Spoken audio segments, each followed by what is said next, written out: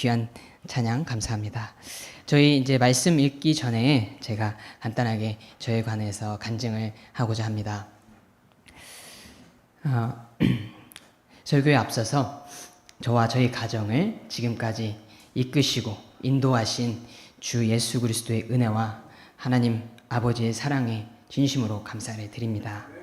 아시다시피 저는 승리 성서 침례교와 같은 근본주의 침례교회에서 신앙생활을 시작하지 않았습니다. 오랜 시간 동안 성결교단이라는 개신교에서 자랐습니다. 제가 구원의 확신을 가졌던 경위는 누군가와 구원 상담은 아니었습니다. 2009년도 여름 수련회에 참여했을 당시 강사의 설교를 통해 그리스도의 복음을 듣고 회개하고 그리스도 예수님을 저의 구원자로 영접하였습니다. 그리고 예수님께서 나의 죄의 문제를 해결하시기 위해 십자가에 피 흘려 죽으시고 부활하셨다는 사실을 확신하게 되었습니다.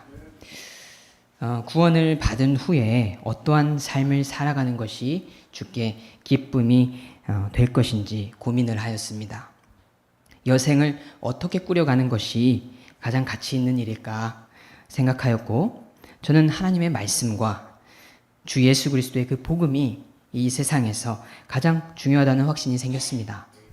그리고 그 말씀과 그 복음을 전달하고 전수해야겠다는 끊임없는 갈망으로 제 마음이 가득 차게 되었습니다.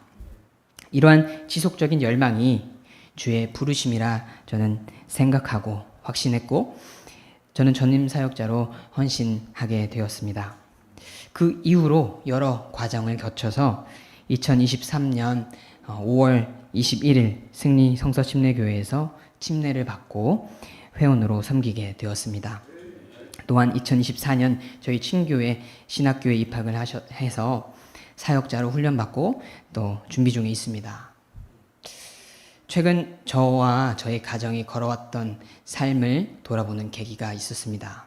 그때 하나님께서 이 말씀으로 제게 큰 위로와 힘을 더하여 주셨습니다. 신명기 1장 31절하고 33절 말씀입니다. 제가 읽도록 하겠습니다. 광야에서 내가 본 바와 같이 사람이 자기 아들을 안듯이 주 내 하나님께서 너희가 걸어간 모든 길에서 너를 안으사 마침내 너희가 이곳으로 들어오게 하셨느니라. 33절입니다. 그분께서는 길에서 너희보다 앞서가시며 너희를 위해 너희의 장막 칠 곳을 찾으시고 밤에는 불로 낮에는 구름으로 너희가 가야 할 길을 너희에게 보여주셨느니라.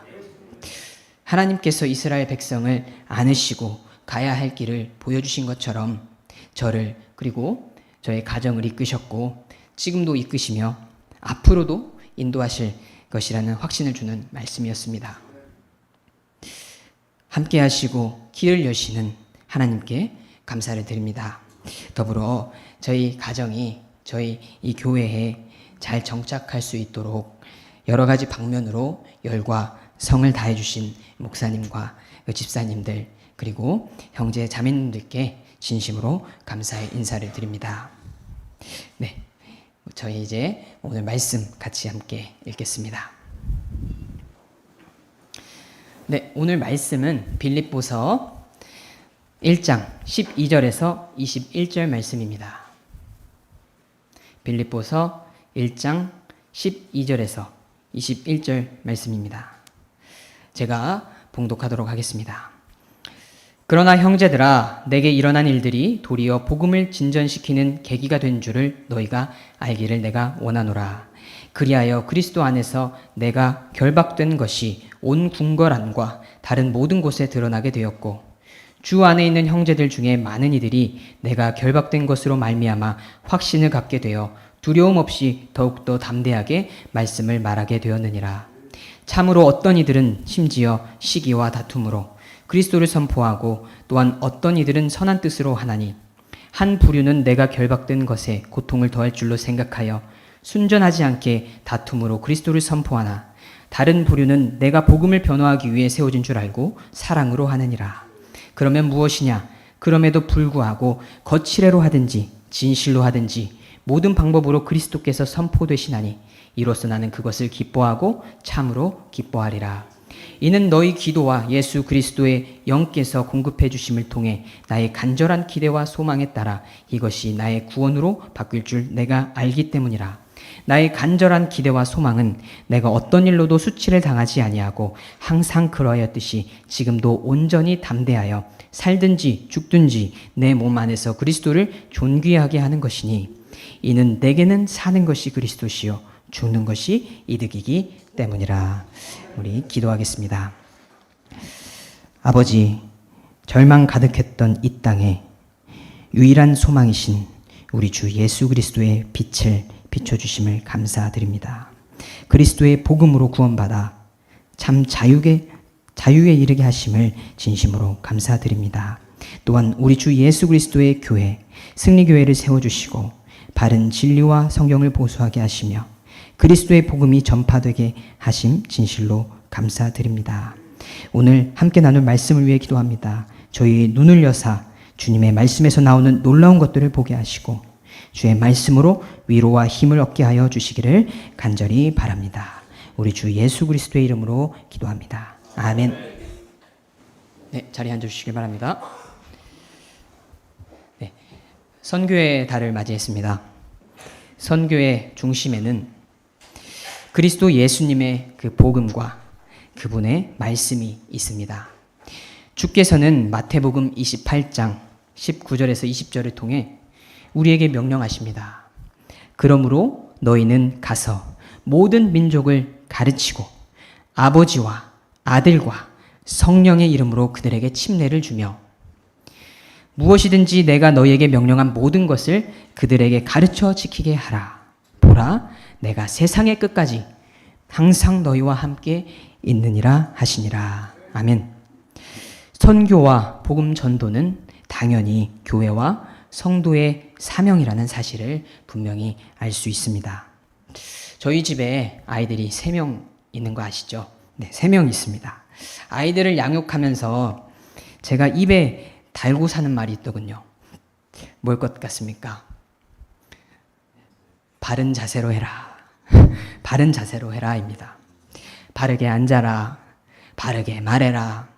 바르게 입어라. 바르게 인사해라. 가끔은 아이들이 힘들지 않을까라는 생각도 해보곤 합니다. 사실 계속 바르게 하라고 말하고 바르게 하는 방법을 제가 시연하고 계속 따라하게 하면 저도 지칠 때가 있습니다. 그런데 안 할 수가 없죠. 그 이유는 살아가면서 이 바른 자세와 태도를 유지할 때 바른 결과와 좋은 열매들이 맺힌다는 것을 잘 알고 있기 때문입니다. 선교와 복음 전도에서도 마찬가지라고 생각합니다. 복음 전도 활동을 하면서 우리가 어떤 동기를 가지고 하는지, 어떤 마음의 태도와 자세로 임하는지에 따라 열매의 양과 질이 달라질 것입니다. 그래서 오늘 우리는 하나님 말씀 빌립보서 1장 12절에서 21절을 통해 복음을 위한 성도의 소망과 자세라는 제목으로 본문을 한번 살펴보고자 합니다. 첫 번째입니다.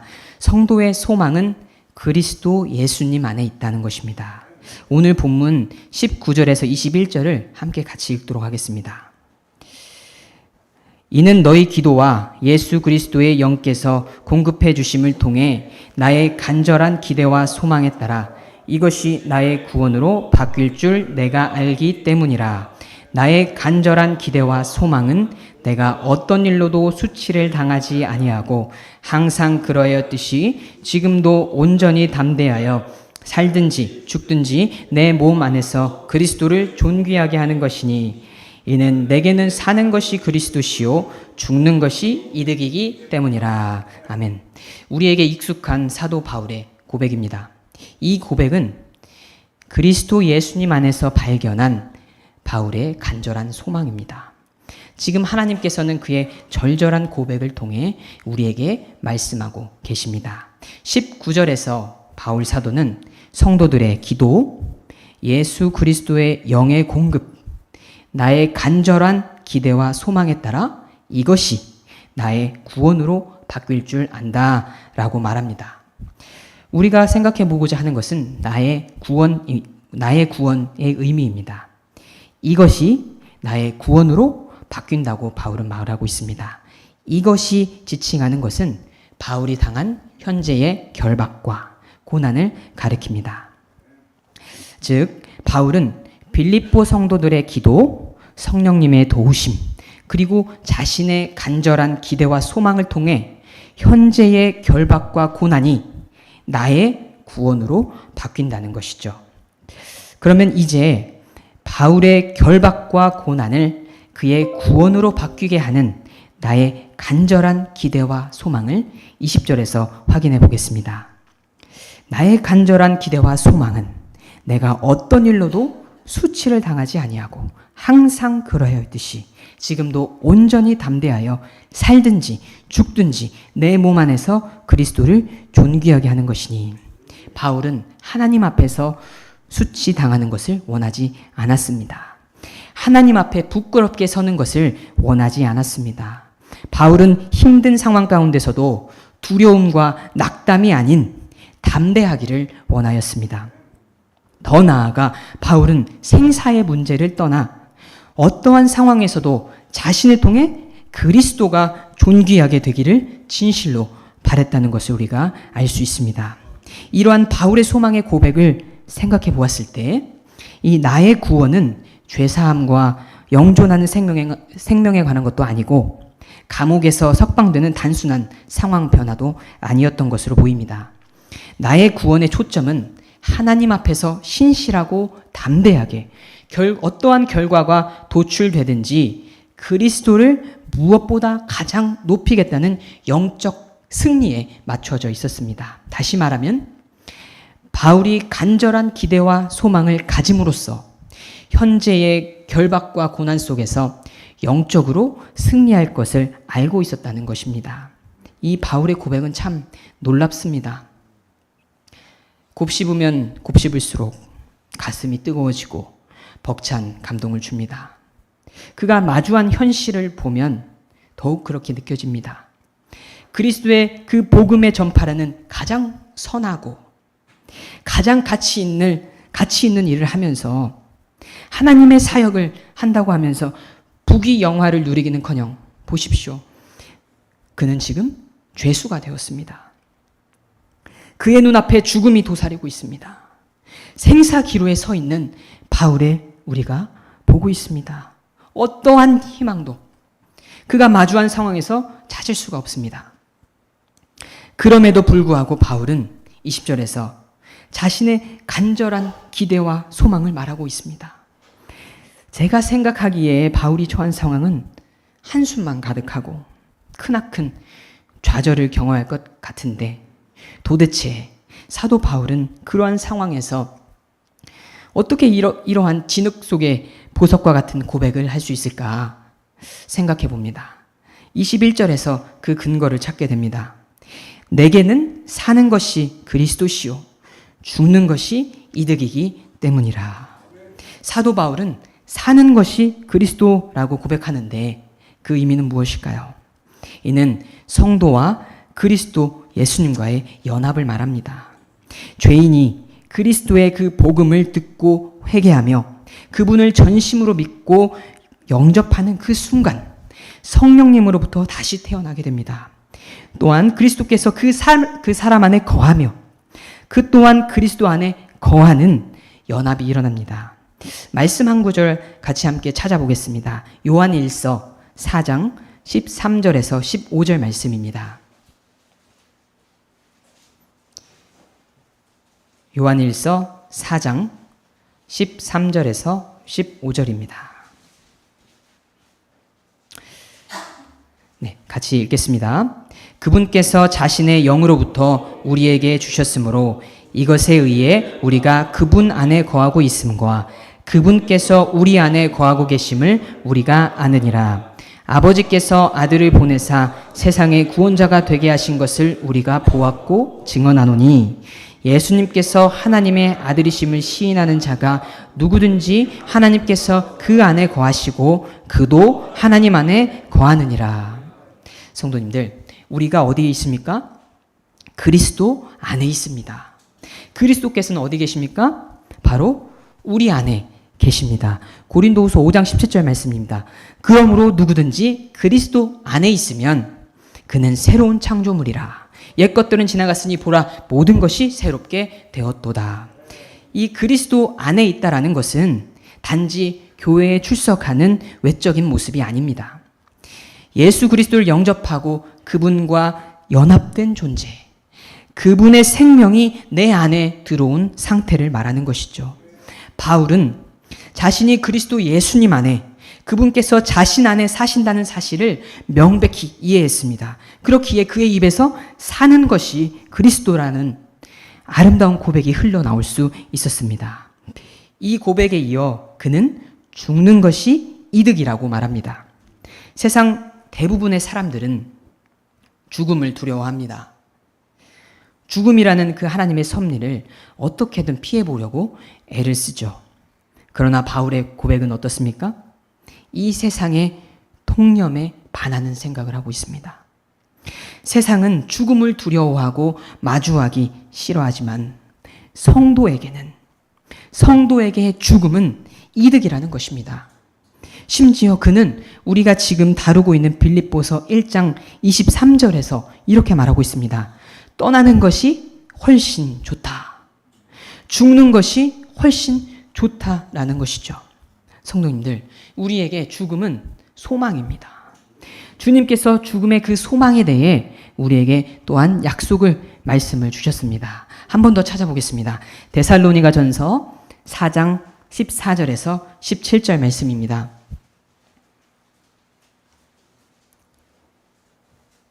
데살로니가 전서 4장 14절에서 17절 말씀입니다. 다 같이 읽겠습니다. 예수님께서 죽으셨다가 다시 일어나셨음을 우리가 믿거든 그와 같이 예수님 안에서 잠자는 자들도 하나님께서 그분과 함께 데려오시리라. 우리가 주의 말씀에 의거하여 너희에게 이것을 말하노니 곧 주께서 오실 때까지 살아서 남아있는 우리가 결코 잠자는 자들보다 앞서지 못하리라. 주께서 호령과 천사장의 음성과 하나님의 나팔 소리와 함께 친히 하늘로부터 내려오시리니 그리스도 안에서 죽은 자들이 먼저 일어나고 그 뒤에 살아서 남아있는 우리가 그들과 함께 구름들 속으로 채어 올라가 공중에서 주를 만나리라. 그리하여 우리가 항상 주와 함께 있으리라. 아멘. 이 예수님의 십자가의 죽음과 부활을 믿는 우리에게 무엇이 있습니까? 부활의 소망이 있습니다. 휴거의 소망이 있습니다. 사망의 권세가 우리 앞을 가로막지 못합니다. 그렇기에 하나님의 자녀인 우리에게는 죽음은 이득이고 또한 소망입니다. 내게는 사는 것이 그리스도시요 죽는 것이 이득이다 라는 바울의 고백 안에 그리스도와 성도의 연합 그리고 부활의 그 소망이 담겨 있습니다.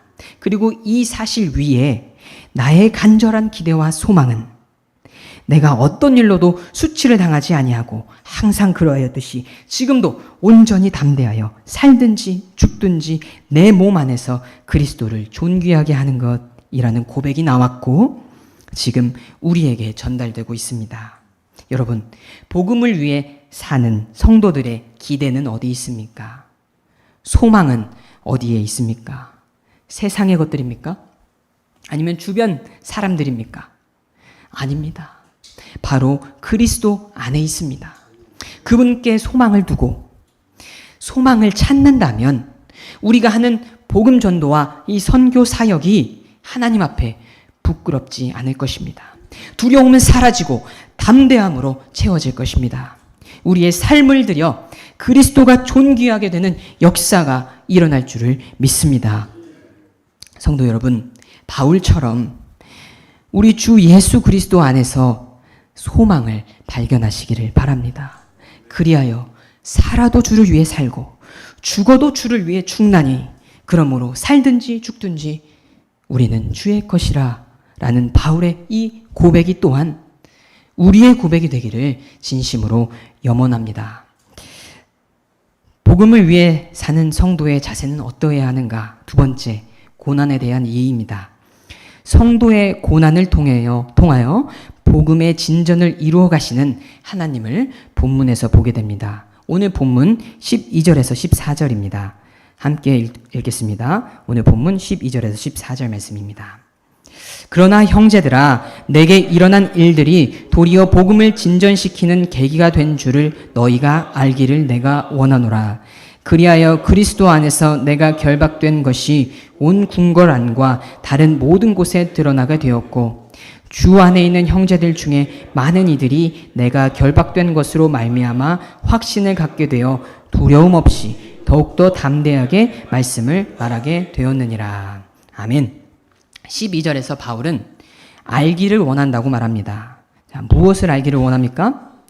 내게 일어난 일들이 도리어 복음을 진전시키는 계기가 되었다는 것을 알기를 원한다고 하고 있죠. 자, 바울에게 어떤 일들이 일어났습니까? 오늘 오전 예배 가운데 목사님께서도 말씀해 주셨지만 바울이 회심 전에 다마스쿠스로 가는 길에서 부활하신 예수님을 만납니다. 그리고 이방인의 사도로 부름을 받게 되죠. 그리고 그는 세 차례에 걸쳐 선교 여행을 완수하고 죄수로서 결박된 채 로마로 이송을 당합니다. 이 기간이 대략 25년 정도라고 하는데요. 이 기간 가운데 바울은 복음 전도로 인하여 많은 고난과 시련을 겪었습니다. 그의 고백입니다.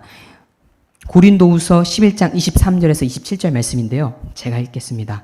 내가 수고를 더욱 넘치도록 하고 매도 지나치게 맞고 감옥에도 더 자주 갇히고 여러 번 죽을 뻔하였으니 내가 유대인들로부터 마흔에서 하나 뺀 매를 5번 맞았고 3번 몽둥이로 맞고 1번 돌로 맞고 3번 파선을 당하고 한 밤과 한 낮을 깊음 속에 있었으며 자주 여행하면서 물들의 위험과 강도들의 위험과 내 동포로 인한 위험과 이교도들로 인한 위험과 도시에서의 위험과 광야에서의 위험과 바다에서의 위험과 거짓 형제들 가운데서의 위험을 당하였고 지치고 아프며 여러 번 밤을 새우고 굶주리며 목마르고 여러 번 금식하며 추위를 당하고 헐벗었노라. 이러한 일들이 그의 사역 가운데 발생했고 현재의 결박에까지 이릅니다. 그럼에도 바울은 자신에게 일어난 일들이 복음의 진전을 이루었다는 참 놀라운 고백을 하고 있습니다. 여러분, 천로역정의 저자 존 버년이라는 사람을 잘 아시리라 생각합니다. 그는 영국 국교회로부터 허가 없이 설교를 했다는 이유로 많은 핍박을 받고 수감됩니다. 그러나 그는 감옥에서도 설교를 멈추지 않았습니다. 많은 죄수들이 그의 설교를 들었고 때로는 창문을 통해 밖에 있는 군중에게까지 말씀을 전달하였습니다. 더 나아가 그는 투옥 중에 전 세계 사람들에게 많은 영향을 미친 철로 역정을 집필하게 됩니다. 그를 반대한 자들은 그를 멈추게 하기 위해 핍박하고 괴롭게 하였지만 오히려 하나님의 사역은 계속되었고 더 확장되었습니다. 하나님께서는 이 복음의 진전을 위해 성도의 고난조차 사용하신다는 사실을 우리가 알기를 원하십니다. 사도 바울 그리고 앞서 말한 존 버년뿐만 아니라 우리 이전의 많은 침례교도들 또한 이 주의 진리를 위해 시련을 당하였고 하나님께서는 그들의 시련을 사용하시고 열매를 맺게 하시죠. 고난 중에 계시는 분이 계십니까? 고난으로 인해 낭망한 분들이 계십니까? 매여 있는 분들이 계십니까? 우리가 겪는 상황들이 당장은 어려울 수 있습니다. 아픔과 슬픔, 애타는 마음이 들 수도 있습니다. 그러나 낭망하지 마시기를 바랍니다. 좌절하지 마시기를 바랍니다. 오히려 굳건히 서서 담대히 주의 일에 신실하시기를 바랍니다. 인내하시기를 바랍니다. 더불어 이러한 자세와 태도로 우리에게 닥친 이런 어려움을 마주할 때 하나님의 놀라운 역사와 풍성한 은혜가 있을 줄 믿습니다. 많은 성경학자들은 빌립보서를 기록할 당시 바울이 가택연금된 상태에 있다고 말을 합니다. 사도행전 28장 30절에서 31절에 보시면 가택연금된 바울의 상황이 잘 묘사되어 있습니다. 제가 읽어보겠습니다. 바울이 자기 셋집에서 만 2년을 거하며 자기에게 오는 모든 자들을 받아들이고 전적으로 확신 있게 하나님의 왕국을 선포하며 주 예수 그리스도에 대한 그것들을 가르쳤으나 아무도 그를 막지 못하더라. 바울은 자신의 상황에 굴하지 않았습니다. 계속해서 지속적으로 우리 주 예수 그리스도의 그 복음을 전하고 가르칩니다. 게다가 결박에도 불구하고 복음의 이 진전을 강조하는 이 빌립보서와 다른 서신서들을 기록하기까지 합니다. 이러한 바울의 열정을 통해 그리스도의 그 복음이 온 궁궐 안과 다른 모든 곳에 드러나게 되었습니다. 여러분, 이 모든 길은 로마로 통한다라는 말을 한번 들어보셨을 것입니다. 이 말처럼 당시 로마는 세계의 중심지였고 바울은 그 로마의 죄수로서 각계각층의 사람들을 만나 예수님의 복음을 전했습니다. 그리고 그 복음은 로마 전역에 퍼졌을 것이 자명하죠. 하나님께서는 성도가 고난을 당하는 중에도 그 성도를 통하여 복음을 확장시키고 그분의 사역을 이루어 가십니다. 바울이 외적으로는 매여 있었고 결박되어 있었습니다. 그러나 그리스도의 복음은 매이지 않았습니다. 바울은 디모데후서 2장 9절에서 이렇게 고백합니다. 이 복음으로 인해 내가 악을 행하는 자처럼 매이는 날까지 고난을 당하나 하나님의 말씀은 매이지 아니하느니라. 하나님의 말씀은 매이지 아니하느니라. 성도가 매이고 성도가 고난을 당해도 하나님의 말씀은 매이지 않는다는 이 진리를 마음에 깊이 담아두시기를 바랍니다. 바울의 이 결박은 바깥으로는 예수님의 그 사역을 알리는 데 큰 역할을 하였지만 동시에 교회 내부적으로도 다른 형제들에게 선한 영향력을 행사했습니다. 주 안에 있는 형제들 중에 많은 이들이 내가 결박된 것으로 말미암아 확신을 갖게 되어 두려움 없이 더욱더 담대하게 말씀을 말하게 되었느니라. 로마 교회 성도들은 바울이 투옥되기 전까지 그리스도의 복음을 말하는데 소극적인 자세를 취했고 두려워한 것으로 보입니다. 아무래도 당시 로마에서 기독교가 적대시 되었을 것이라 생각이 됩니다. 그러나 많은 이들이 바울 사도가 결박 중에도 이 복음을 위해 살아가는 그의 삶의 태도와 자세를 보았고 그를 본 형제들의 마음이 고동치기 시작했습니다. 그들의 마음은, 그 형제들의 마음은 용기로 가득 찼습니다. 그들의 목소리는 힘이 넘쳤고 그들의 행동은 담대하였습니다. 확신으로 가득 찬 형제들을 통해 그리스도의 복음이 말해지고 확산되기 시작하는 순간입니다. 제가 승리교회 회원으로 섬기게 된 지가 갓 2년이 넘었습니다. 저와 저희 가정은 저희 교회를 통해 많은 은혜를 누리고 삶의 큰 위로와 활력을 얻고 있습니다. 특별히 저희 간증 시간을 통해 따뜻한 위로와 마음의 도전을 받을 때가 참 많습니다. 성도님들의 삶에 능력을 베푸신 그 하나님을 통해 제 입술은 그분을 찬양하게 됩니다. 하나님을 의지하며 고난을 이겨내는 성도님들의 간증은 큰 감동을 전달합니다. 복음 전도와 영혼 구령의 그 간증이 이 예배당을 채울 때 제 생각과 마음 역시 담대함과 용기로 채워지는 경험을 하였습니다. 여러분, 주 예수 그리스도로 인한 고난과 희생은 성도의 삶에 손실을 주지 않습니다. 혹여 우리의 눈에는 그렇게 보일지라도 우리 주님께서는 그 고난과 희생을 기억하십니다. 도리어 그 고난과 희생을 그분의 사역에 합당하게 사용하시며 복음의 진전을 이루십니다. 우리는 이 사실을 바울의 결박을 통해 깨달을 수 있었습니다. 자, 세 번째입니다. 복음을 위한 성도의 소망과 자세, 마지막입니다. 성도는 복음의 진전을 기뻐해야 한다라는 것입니다. 이어서 오늘 본문 15절에서 18절 함께 읽습니다. 참으로 어떤 이들은 심지어 시기와 다툼으로 그리스도를 선포하고 또한 어떤 이들은 선한 뜻으로 하나니 한 부류는 내가 결박된 것에 고통을 더할 줄로 생각하여 순전하지 않게 다툼으로 그리스도를 선포하나 다른 부류는 내가 복음을 변호하기 위해 세워진 줄 알고 사랑으로 하느니라. 그러면 무엇이냐? 그럼에도 불구하고 거칠애로 하든지 진실로 하든지 모든 방법으로 그리스도께서 선포되시나니 이로써 나는 그것을 기뻐하고 참으로 기뻐하리라. 아멘. 15절에서 17절을 보시면 그리스도를 선포하는 두 부류가 등장을 하는데 이 두 부류는 차이점과 공통점을 갖습니다. 이 첫 부류는 시기와 다툼으로 그리고 바울에게 고통을 주며 그리스도를 선포합니다. 두 번째 부류는 다툼이 아닌 선한 뜻으로 바울이 누구인지 알고 사랑으로 그리스도를 선포하는 것을 보게 됩니다. 이것이 차이점이고요. 혹시 공통점을 발견하셨습니까? 공통점은 그들이 어떤 방법으로든 그리스도에 대해 말하고 그분의 복음을 선포한다는 것입니다. 자, 그러면 이 두 부류에 대해 조금 더 살펴보겠습니다.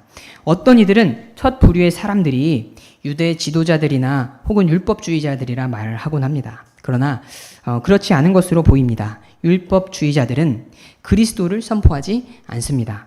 그들은 율법과 할례를 통해 구원을 얻는다는 다른 복음을 전하는 자들이죠. 그러나 본문 안에서 등장한 자들은 그리스도를 선포하며 바울 또한 그들을 형제들이라 부릅니다. 이들은 바른 복음을 전하기는 했으나 바울의 사역을 시기하고 자신을 드러내고자 하는 자들로 보입니다. 이러한 이유로 그들은 바울의 결박에 고통을 가하기 위해 그리스도를 선포한 것이죠. 자, 두 번째 부류는 바울과 그의 사역을 알고 존중하며 사랑하는 자들이었습니다. 그들은 바울이 정말 죄를 저지른 죄수가 아니라는 것을 알고 있었습니다. 오히려 그들은 주께서 바울을 이방인들과 왕들과 이스라엘 자손 앞에서 주의 이름을 전하기 위해 주께서 택한 그릇으로 세우셨다는 것과 그리스도의 복음을 변호하다가 결박된 것을 알았습니다. 그렇기 때문에 그들은 바울과 그의 사역에 대한 지지와 애정으로 그리스도를 선포할 수 있었던 것이죠. 그러면 이 두 부류에 대한 바울의 반응은 어떻습니까? 그러면 무엇이냐? 그럼에도 불구하고 거칠애로 하든지 진실로 하든지 모든 방법으로 그리스도께서 선포되시나니 이로써 나는 그것들을 기뻐하고 참으로 기뻐하리라. 그의 반응은 놀랍습니다. 신기하기까지 합니다. 상식을 뛰어넘는 고백입니다. 자기가 누릴 수 있는 그런 권리를 바울은 주장하지 않습니다.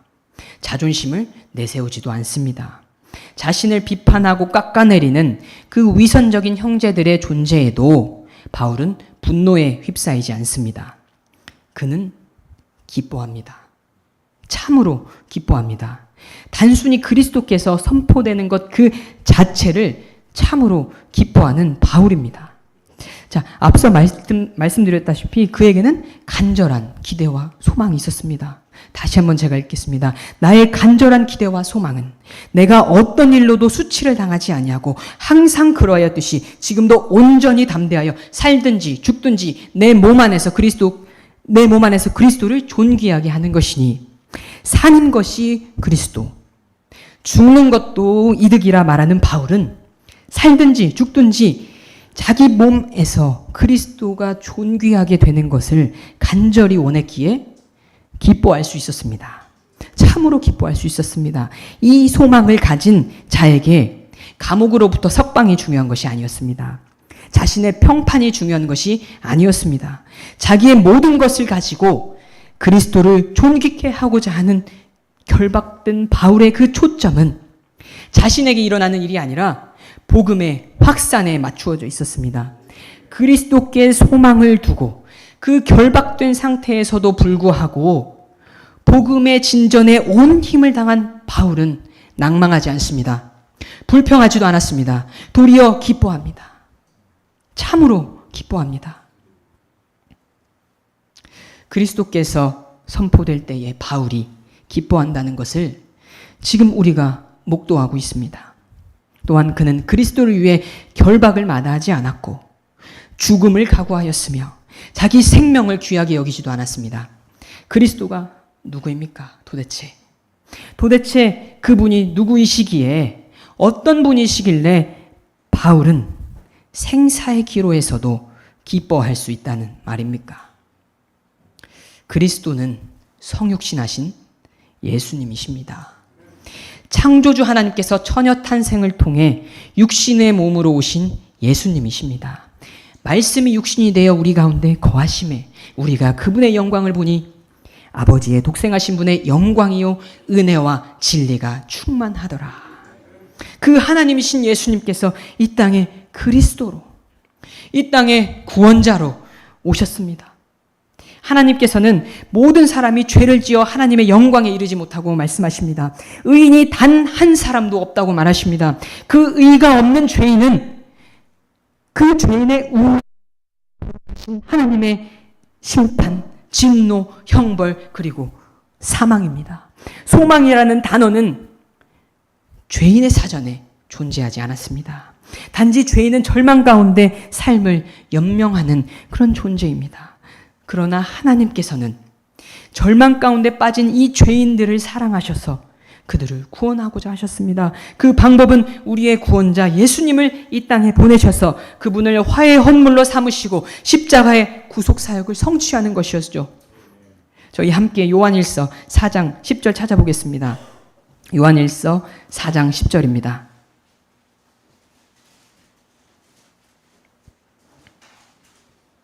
요한일서 4장 10절입니다. 다 같이 읽겠습니다.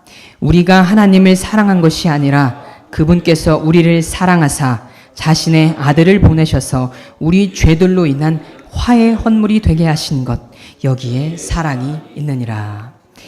우리는 우리의 죄로 인해 하나님의 그 의로우신 진노를 피할 수 없었고 그로 인한 형벌을 받는 것이 당연지사였습니다. 그러나 하나님께서는 우리에게 긍휼을 베풀어 주셨습니다. 예수 그리스도를 화해 헌물로 삼으셨고 그분께서 십자가에서 피를 흘려 죽게 하셨습니다. 예수님께서 화해 헌물로서 죄인이었던 우리 대신 하나님의 진노를 받으셨습니다. 친히 나무에 달려 우리의 죄를 담당하셨습니다. 한 사람이 모든 사람을 대신하여 죽으셨습니다. 그리스도께서 우리를 대신하여 저주를 받으셨습니다. 예수님을 통해 죄인의 그 대속이 이루어진 것입니다. 그 결과 죄인이었던 우리가 하나님 앞에서 의롭다고 인정받을 수 있게 되었습니다. 우리의 죄가 도말되고 죄인인 우리가 의인이 되었습니다.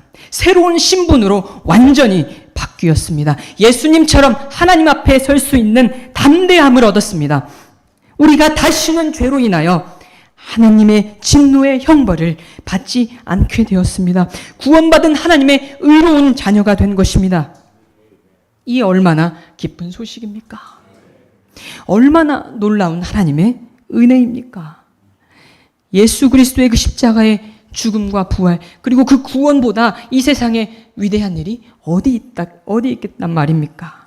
단 한 줌의 소망이 없던 우리에게 하나님의 아들의 죽으심을 통해 상상할 수 없는 일이, 전혀 생각지도 못한 그 일이 우리에게 일어난 것입니다. 바울은 자신에게 주께서 행하신 그 일을 깊이 깨닫고 있었습니다. 구원의 그 은혜와 감격을 가슴속에 늘 머금고 살았습니다. 또한 그리스도의 복음을 부끄러워하지 않으며 그 복음이 믿는 모든 자에게 구원을 주시는 하나님의 권능임을 깊이 믿었습니다. 이러한 바울로부터 무엇이 그의 기쁨을 앗아갈 수 있겠습니까? 어느 누가 복음의 기쁨을 빼앗을 수 있겠습니까? 바울의 그 소망은 그리스도 예수님 안에 있었고 복음으로 말미암은 구원의 감격 속에 거하고 있었습니다. 우리 성도 역시 그리스도의 그 복음으로부터 동일한 은혜를 누리고 동일한 그 소망을 가지고 있는 존재입니다.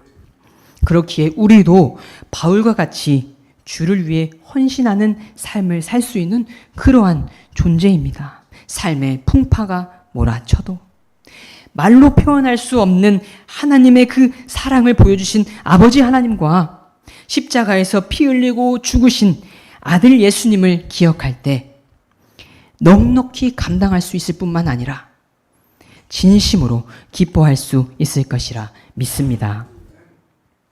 오늘은 복음을 위한 성도의 소망과 자세라는 제목으로 하나님 말씀 빌립보서 1장 12절에서 21절을 함께 나누었습니다.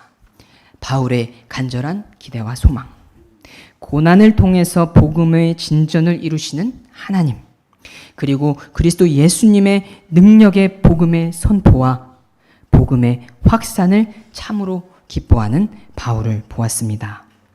이를 통해 복음을 위해 살아가는 성도가 지녀야 할 소망과 자세를 알게 되었습니다.